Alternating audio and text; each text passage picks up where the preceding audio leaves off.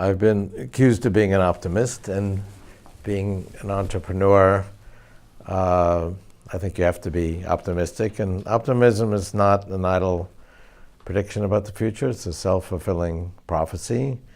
And you have to be optimistic, certainly about your own ventures, or you'd never start anything.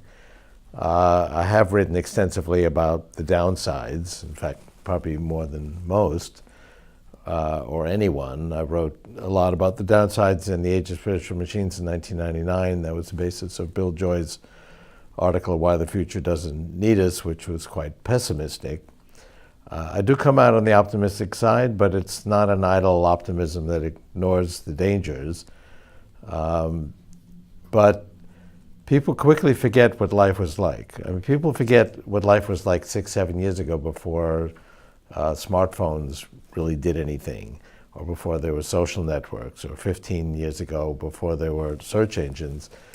That sounds like, imagine life without search engines and without Wikipedia and all of these information resources we have. It sounds like ancient history. That was only a few years ago. And if you go back a couple of centuries, life expectancy was 37. There was no understanding of the germ theory of disease, so people constantly got bacterial infections, and there were no antibiotics.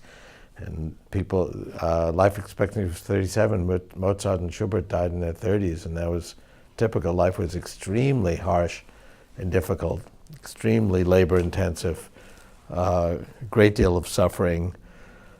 People are not aware of the progress we're making. Our information about what's wrong with the world is getting exponentially better, so people hear more and more about all the problems and violence and deprivation.